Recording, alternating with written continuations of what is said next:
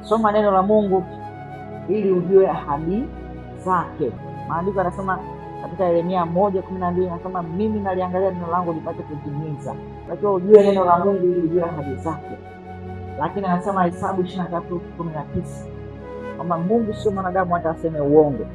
Kwa hiyo hapa katika ahadi hizo ambazo Mungu amekuahidi ni za kweli na Mungu sio mwanadamu. Wafalme wa kwanza sura ya kwanza mstari wa kwanza hadi 11. Hapa tunajifunza habari za Sulemani. Nafahamu wazi kwamba tunafahamu Sulemani kilikuwa ni mfalme. Lakini wengi hawajui kwamba ufalme wa Sulemani haukuwa tu rahisi. Ili sio sasa kwamba ukipata neema kama Sulemani. Ukipata neema kama Sulemani, ndugu yangu kutoboa. Ni mapenzi ya Mungu, Mungu akipenda uwe mfalme unakuwa. Bwana asifiwe sana. Kwa hiyo hapa anasema lazima ujue neno la Mungu ili ujue ahadi zake. Na ili upate nafasi. Ili ujue kwamba nafasi yangu inatakiwa niwe hapa. Ili Mungu anikute hapa, lazima ujue neno la Mungu. Kwa hiyo mfalme Sulemani kabla hajawa mfalme, maandiko ukisoma hapo mwanzoni katika hiyo Wafalme wa kwanza sura ya kwanza mstari wa kwanza mpaka wa 11. Maandiko yanasema, of course story inaendelea. Mimi naandika kitu na moja tu sura yake inaendelea. Pale mwanzo wakati Daudi amefikia haikuwa ya uzee. Daudi sasa amekuwa hawezi. Tunatarajia kupata mfalme mwingine, mgeni, mpya. Maana sio sana. Kuna mtu mmoja anaitwa Adonia. Adonia akaiona ile nafasi. Akasema, kumbe kuna nafasi hapo. Akajitangaza kuwa mfalme. Akaalika watu. Akaandaa sherehe nono ya kutangaza kwamba yeye ndiye atakuwa mfalme. Na Adonia alikuwa ni mtoto wa Daudi. Adonia akaiona nafasi, haikifikiria. Kwa hiyo kwa sababu ufalme ziko mingi tofauti, na shauchika ya kwamba Adonia alikuwa anaongozwa na ufalme mwingine, ndio maana alipoenda kujitangaza kwa mfalme hakumshirikisha nabii Nathan, hakuwashirikisha wale mashujaa wa Daudi. Kwa nini? Ufalme tofauti, ulimwengu wa roho ulikuwa unatawala, unapambana. Bwana asifiwe sana. Ulimwengu wa roho ulishaona kwamba hapa Daudi anaondoka, kuna nafasi tuiwahi. Kwa maandiko hapo utayasoma, utakuta pale imefika sasa yule Adonia ametangaza nafasi, amejitangaza kwa mfalme. Halafu anatokea sasa nabii Nathan, anamfuata mama yake na Sulemani Bethsheba. Anamwambia, mama, haujui kwamba huko nje Adonia ametangaza nafasi ya ufalme? Maana yake nafasi ya mtoto wako imechukuliwa. Wewe haujui, unaendelea shughuli zako. Unakula nyama, unakula mtori.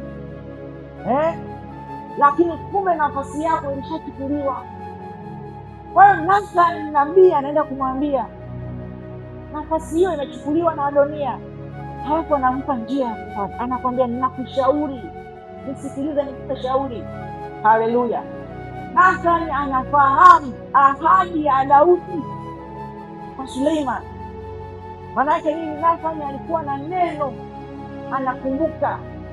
Je, wewe unakumbuka neno gani ambalo Mungu alizungumza juu yako? Anasema mtakuwa vichwa na sio mkia.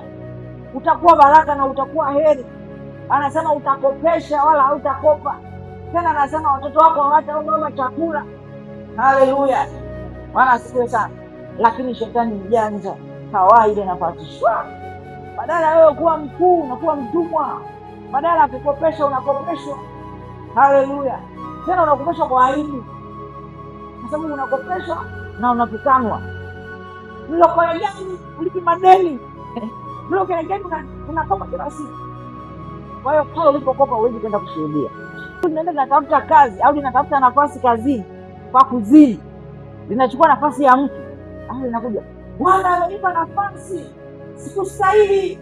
Cheti changu ni kidogo sana. Kanisa naambieni vijana, mtumikeni Mungu mnakuta Bwana fulani. Kumbe kuna nafasi ya mtu alienda kuchukua kwa kusifu, kwa kutoa rushwa, kwa kuiba vyeti, kwa kufoji ili apate nafasi. Kwa nini? Neno haliko ndani yake. Yeye anachokitaka ni hayo matokeo. Sasa ikiwa tunatafuta matokeo kuliko ile nafasi halisi ndani yetu, matokeo tutayapata, ila hautakuwa kwenye nafasi sahihi. Wala sio sana. Mungu akija ataangalia atakuta hakuna mtu.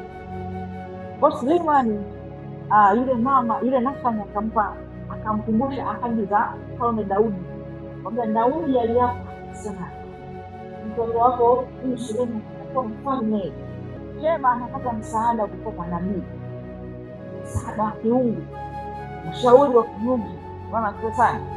Kwa lugha nyingine unaweza kujifunza pia kwa watu wengine ambao wanaitwa wana wa Dani. Wao kabla hawajaenda kupigana vita walitafuta kwanza shauri kutoka kwa Mungu.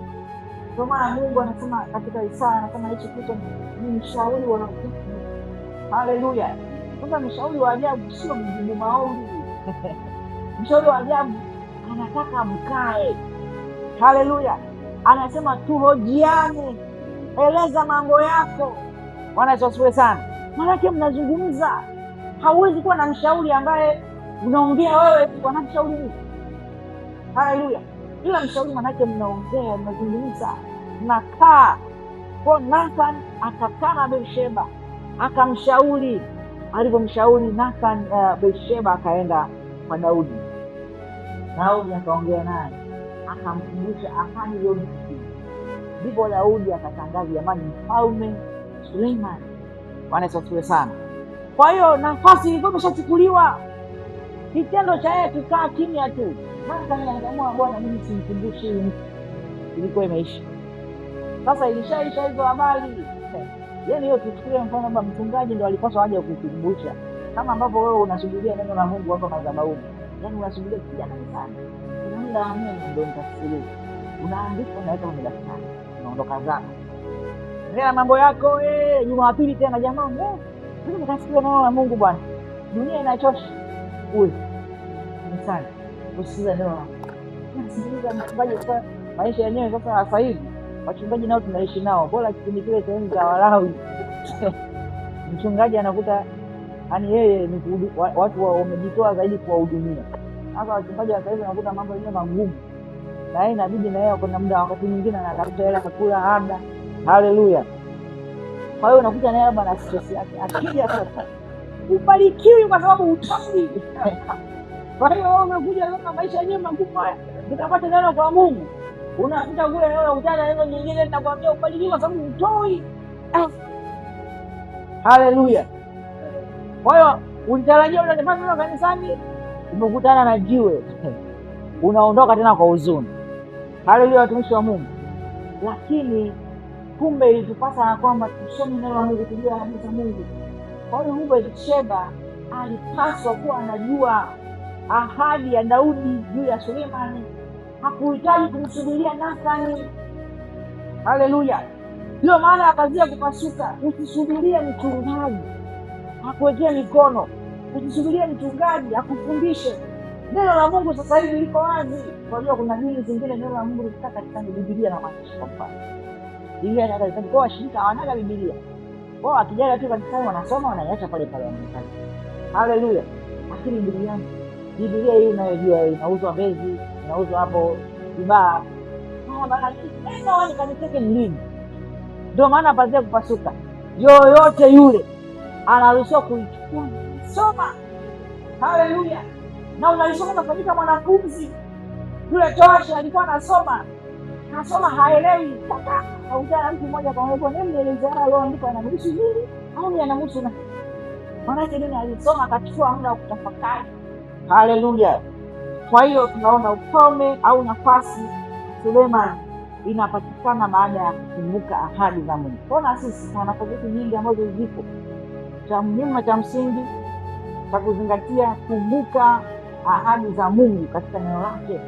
Maana Mungu anaangalia neno lake apate kulitimiza, sio huruma zetu. Kama Mungu amesema ni ili kutoa kwa kupokea, fahamu kwamba iko hivyo hivyo, wala haigeuzwi. Sio kwamba iko kutokana na mazingira ulionayo, sio kwamba iko kwa sababu ya hali ulionayo au iko kwa sababu ya watu fulani. Hapana, kila ni kwa mtu yoyote yule. Ni ili kutoa kuliko pokea, ndio iko hivyo, yani haibadilishi. Kwa hiyo Mungu anaangalia hilo neno. Haleluya.